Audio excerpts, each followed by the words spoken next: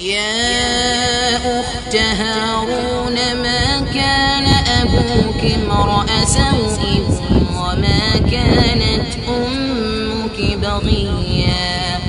فأشارت إليه قالوا كيف نكلم من كان في المهد صبيا قال إني عبد الله آتاني الكتاب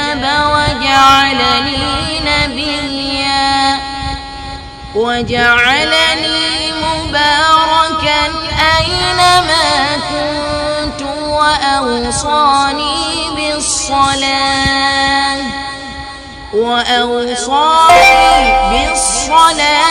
والزكاة ما دمت حيا وبرا بوالدتي ولم يجعلني جبارا شقيا والسلام علي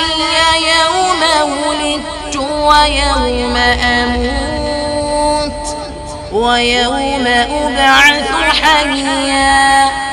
ذلك عيسى بن مريم قول الحق الذي فيه يمترون ما كان لله أن يتخذ من ولد سبحانه إذا قضى أمرا فإنما يقول له كن فيكون وإن الله ربي وربكم فاعبدوه هذا صراط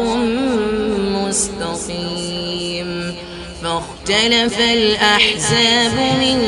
بينهم فويل للذين كفروا من مشهد يوم عظيم